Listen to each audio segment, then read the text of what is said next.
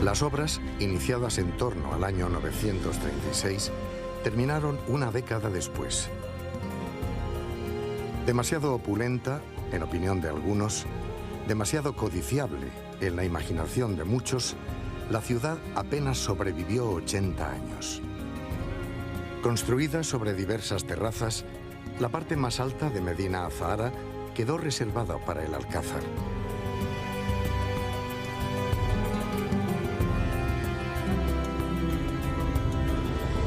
Allí se encontraban las estancias administrativas, los grandes salones de recepción y sobre todo la residencia privada del califa, la llamada Dar al-Mulk, la morada del poder. Desde ese lugar, el califa dominaba la ciudad y el territorio, una presencia física, pero también una referencia espiritual como comendador de los creyentes, representante de Dios en la tierra, guía de la comunidad musulmana.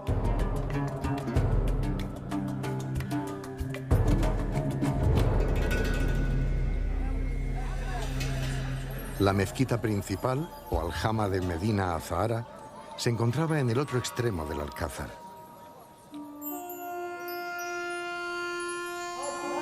La aljama es una de las 3 mezquitas que existían en Medina Azahara. Su construcción es similar a la mezquita de Córdoba, con un gran alminar desde el cual el almuédano llamaba a la oración a los creyentes. En una ciudad llena de burócratas y servidores, a la mezquita acudían las gentes para realizar las 5 oraciones rituales que marca el dogma musulmán. Su imponente presencia recordaba siempre el liderazgo religioso del califa.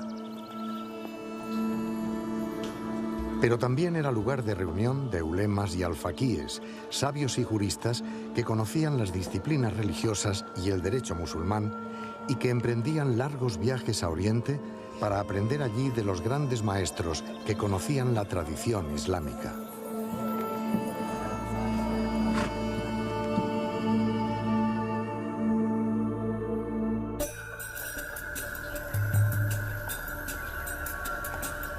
Siendo la sede central del califato, Medina Azahara estaba protegida por una potente muralla con torres.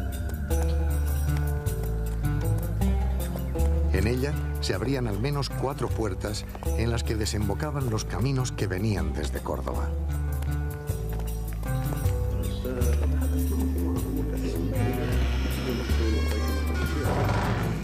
La puerta norte estaba reservada para recibir los aprovisionamientos que diariamente necesitaban los habitantes del alcázar. Una vez franqueado el paso, porteadores y visitantes entraban en la zona de servicio del alcázar. Con algunas partes cubiertas y pasajes iluminados artificialmente, una rampa servía para comunicar entre sí las 2 terrazas superiores de la ciudad. Por allí pululaban militares y sirvientes que se dirigían a las distintas estancias dentro del palacio.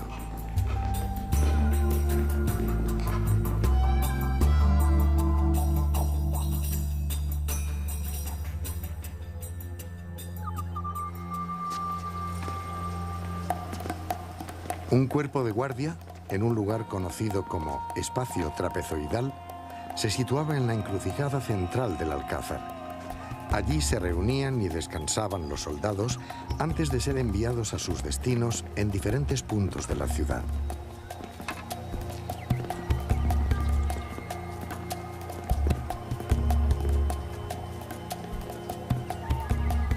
Junto a este cuerpo de guardia, una escalera también permitía salvar el desnivel entre las 2 terrazas.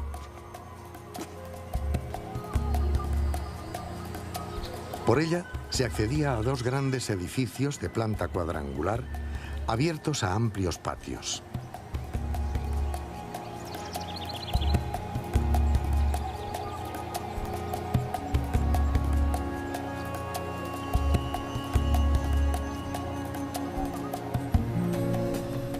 En el escalón inferior, las viviendas de servicio atendían las necesidades de los principales habitantes del alcázar: el califa, sus mujeres, su heredero y los grandes dignatarios.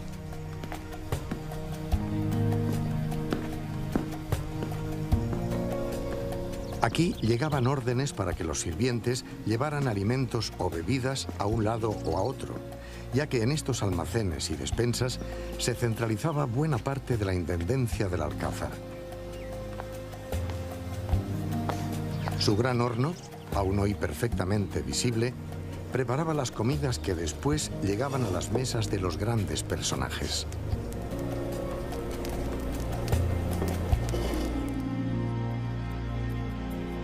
Las dependencias de los altos dignatarios formaban un mundo distinto. Esta es la casa de Jafar, el gran chambelán del califa Al-Hakam II. Su gran portada, ricamente decorada, posee una enorme puerta cuyas hojas permanecen cerradas hasta el momento en que el dignatario concede audiencia a agentes que pugnan por obtener un solo instante de su tiempo. Jafar dirige una burocracia muy compleja que se extiende por todos los rincones de Al-Ándalus, donde ejercen gobernadores enviados desde Córdoba.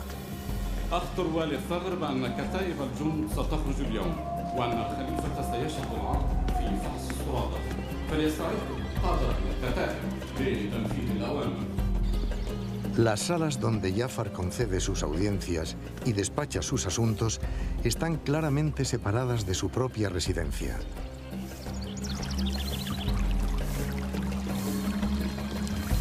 Jafar es un eunuco que vive solo y que tiene a un cierto número de personas que trabajan a su servicio.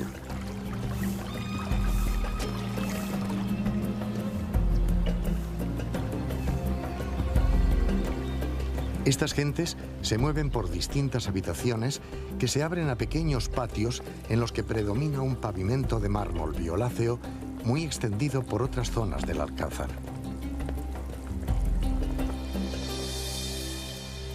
Otra residencia importante era la llamada vivienda de la alberca, tal vez la más suntuosa del palacio. Dos portadas simétricas, construidas sobre 3 arcos de herradura, se abrían a un jardín interior regado por una alberca que dotaba al conjunto de una exquisita armonía.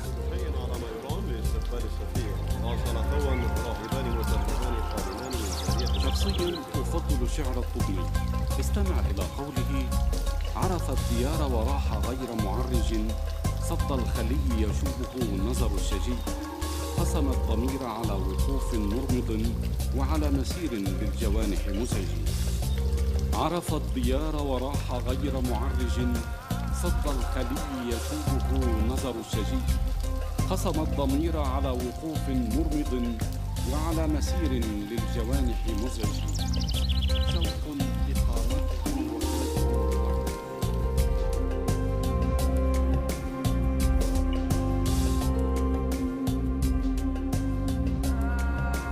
Pero el Alcázar de Medina Azahara no solo era el lugar de residencia del califa, también constituía un colosal escenario de poder.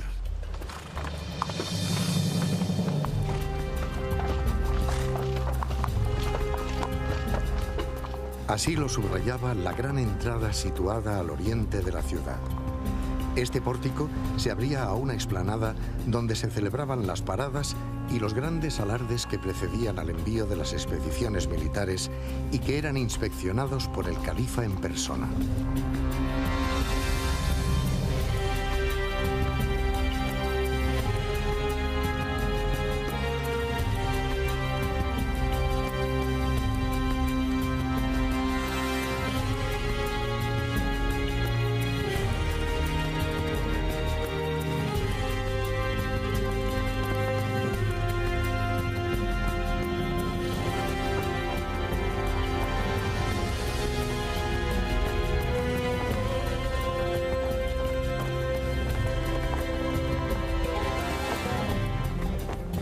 Ordenados por regimientos cuyos estandartes rivalizaban en vistosidad y sometidos a una rígida jerarquía, estos ejércitos eran despachados en expediciones dirigidas contra los reinos cristianos o el norte de África.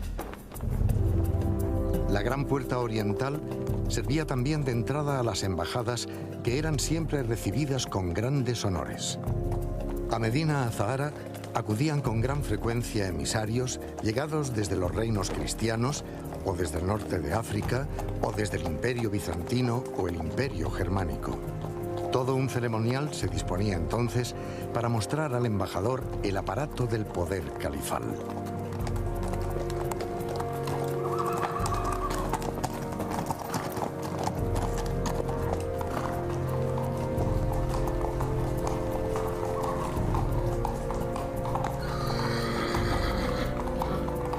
El embajador debía sentirse sobrecogido entre los muros de la ciudad de la que tanto había oído hablar y que ahora veía por primera vez.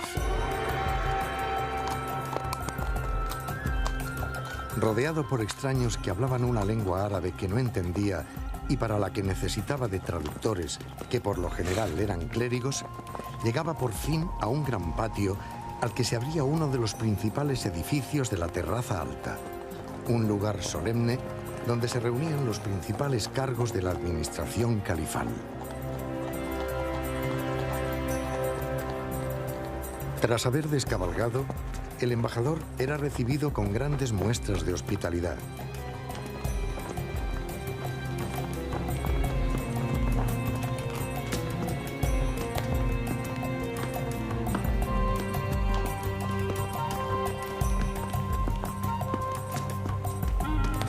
Después se le conducía por estancias de un edificio cuyas grandes proporciones daban al embajador la idea de haber llegado por fin al lugar donde le recibiría el califa.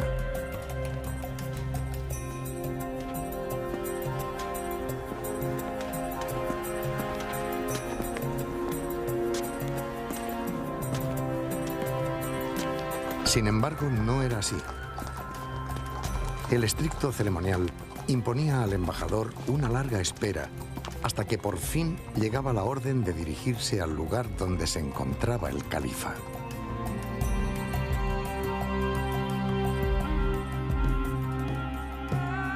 La extraordinaria terraza áulica, donde se celebraban las grandes audiencias y las grandes recepciones.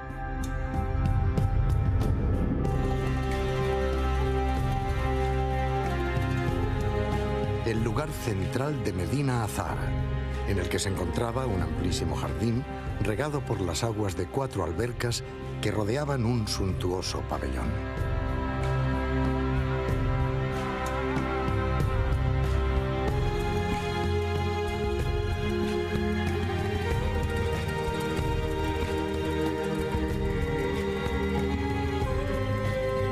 En esta terraza, el embajador era invitado entonces a dirigirse al edificio donde el califa se manifestaba con toda su majestad, el Salón Rico.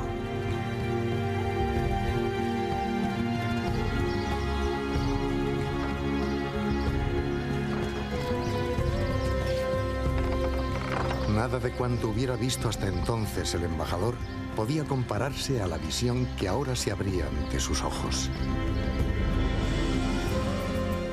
Solo entonces, después de un largo y fatigoso viaje, de haber obtenido permiso para dirigirse a Medina Azahara, de haber entrado en la ciudad palatina sintiéndose confundido y admirado, solo entonces, entre columnas y capiteles exquisitamente labrados, entre arcos que alternaban rojo y blanco, entre decoraciones vegetales, todas aparentemente iguales, todas diferentes, solo entonces el embajador se encontraba finalmente cara a cara con el señor de aquel lugar, con el personaje cuyo nombre proclamaban almuédanos desde cientos de alminares, con el califa Omeya de Al-Ándalus.